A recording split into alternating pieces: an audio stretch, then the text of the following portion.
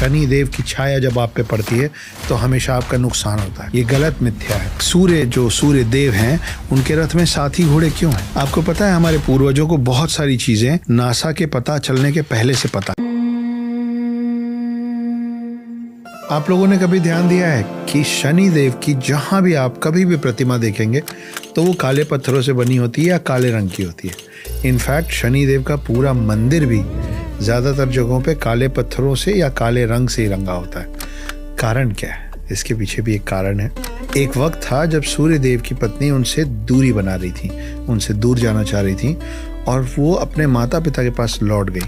जब वो अपने माता पिता के पास लौटी, उसके पहले उन्होंने अपना एक क्लोन तैयार किया, एक प्रतिबिंब, जिसका नाम उन्होंने रखा छाया, और उसको समझाया कि सूर्यदेव को ये पता नहीं चलना चाहिए कि मैं उनके आसपास नहीं हूँ। सूर्यदेव को ये बात नहीं पता थी। सूर्यदेव ने छाया को अपनी पत्नी समझ के छाया के साथ जो बच्चे किए उनमें से एक बच्चे का नाम है शनि। छाया मतलब साया, छाया मतलब शैडो। इसीलिए शनि देव जो है, क्योंकि वो छाया के पुत्र हैं, इसलिए काले हैं। और आपने सुना होगा ये लाइन कि शनि की छाया, शनि की छाया। वो छाया जो है वो शनि की माँ का नाम है। हनुमान जी की पूजा करना, हनुमान जी के अगर आप भक्त हैं तो ये माना जाता है कि शनि का प्रकोप आप पे माइल्ड होता है, कम होता है। इसीलिए हर घर में हनुमान जी की पूजा सबसे ज्यादा होती है। हर घर में हनुमान चालीसा होता है, क्योंकि शनि हनुमान भक्त को उस लेवल का नुकसान चाह के भी नहीं पहुंचा सकते जो बाकियों पे होता है। तो ये है शनि देव, जिनकी माँ का नाम है छाया। ये एक कारण है जिसके कारण उनका रंग काला माना जाता है। इसीलिए उनका मंदिर और उनकी मूर्तियां या काले रंग की होती हैं या काले पत्थर से बनाई जाती है। ये एक मिथ्या है। शनि देव की छाया जब आप पे पड़ती है तो हमेशा आपका नुकसान होता है। ये गलत मिथ्या है। शनि देव जब आपके पास आते हैं तो हमेशा नुकसान और तकलीफें लेके नहीं आते हैं। ऐसा माना जाता है कि शनि देव का पूरा जो काल होता है आपके साथ वो 7.5 साल का होता है एट अ स्ट्रेच।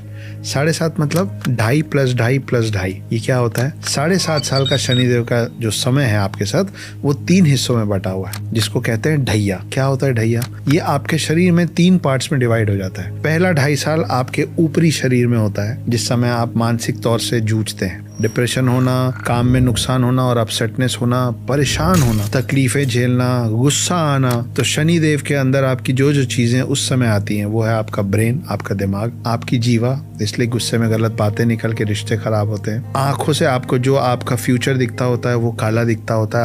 आपको होप कम मिलता है। आपको हर बातों पे ज्यादातर चीजें सुन के नाराजगी होती है, क्योंकि आपके कान में हर चीज गलत तरीके से पड़ती है और आपका मस्तिष्क जो है वो आपको ऐसी चीजों से घेर देता है जिसमें आपको होप कम दिखता है और निराशा ज्यादा होती है। सेकेंड 2.5 जो आता है वो यहाँ चेस्ट के नीचे से उतर के नीचे के शरीर में जाता है। इस समय पेट से रिलेटेड प्रॉब्लम्स होती हैं, लेकिन साथ में आपको बहुत अच्छा खाने को मिलता है, क्योंकि शनि यहाँ से हट चुके होते हैं। वजन बढ़ना, पेट निकलना, और आपको मालूम है कि पेट निकलने से बहुत सारी बीमारियां जुड़ी हुई। Obesity is the king of diseases. तो ये सब चीजें होता है जब शनिदेव आपके बीच के शरीर में होते हैं। आपको अच्छा खाना मिलता है लेकिन आपका वजन बढ़ता है, आपको पेट की तकलीफें होती है और पेट की तकलीफों से सारा शरीर जुड़ा हुआ है। और तीसरा आता है आखिरी ढैया, जो नीचे पैरों पे जाता है। ऐसा माना जाता है कि जब शनिदेव पैरों पे आते हैं तो आपको शुरू के 5 साल, 2-2.5 साल में जितनी तकलीफें मिली हैं उन सब का निराकरण होता है और आपके पास सुख और समृद्धि आपके चरणों में आ जाती है। इस समय आपको मिलता है जीवन में बहुत सारा ट्रैवल, बहुत सारी फ्लाइट्स, बहुत सारा देश और दुनिया घूमने का मौका और ढेर सारा पैसा। तो ये जो ढैया है आखिरी वाला, वो ऐसा माना जाता है कि शुरू के जो 2 ढैया हैं उन सब का कॉम्पनसेशन होता है। ज्यादातर लोग शुरू के इन 2 ढैया में ढह जाते हैं। मतलब ज्यादातर लोग जो इसको नहीं झेल पाते हैं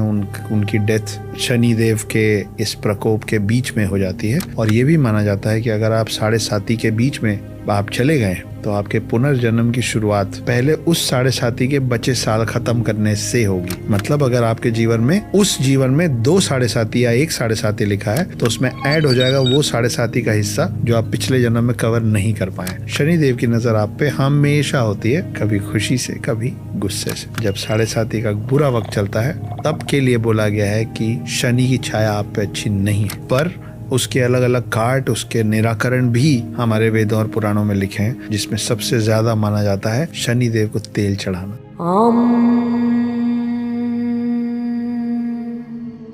आपको पता है हमारे पूर्वजों को बहुत सारी चीजें नासा के पता चलने के पहले से पता है। जैसे सूर्य देव हैं, उनके रथ में 7 ही घोड़े क्यों हैं? क्योंकि हमारे पूर्वजों को ये पता था कि 7 घोड़े मतलब 7 रंग जो हमको अपनी इन आंखों से नहीं दिखते, मगर सूरज से आने वाली हर किरण में 7 रंग होते हैं, जिसको बाद में हम लोगों ने नाम दिया रेनबो का। इसीलिए सूर्य देव का जो रथ है उसमें 7 घोड़े हैं, ना 5, ना 6, ना 8, 7।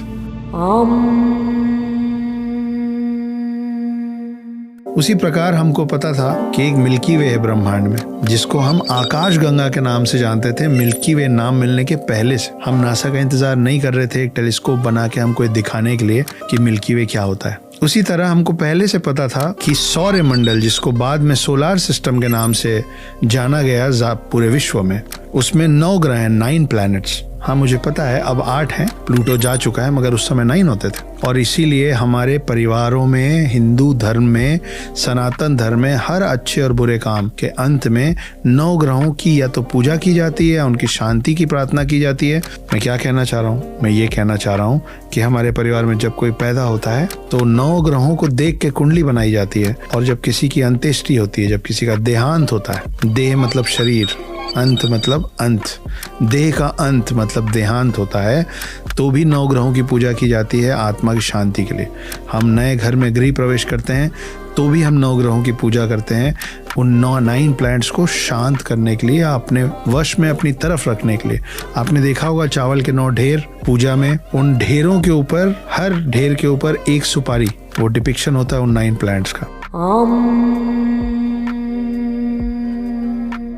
एक समय था जब गलीलियो और उनके जैसे कई लोग विश्व को और खास करके वेस्टर्न कंट्रीज को ये समझाने की कोशिश कर रहे थे कि पृथ्वी गोल है और सूरज बीच में, और पृथ्वी सूरज के इर्द गिर्द घूमती है। कुछ लोगों को मार दिया गया, कुछ लोगों को हाउस अरेस्ट कर दिया गया, और सभी को एक नाम दिया गया, वो था एंटी क्राइस्ट। जब वहाँ वो सब चल रहा था तो भी यहाँ इस देश में हम ज्योग्राफी को भूगोल ही कहते थे।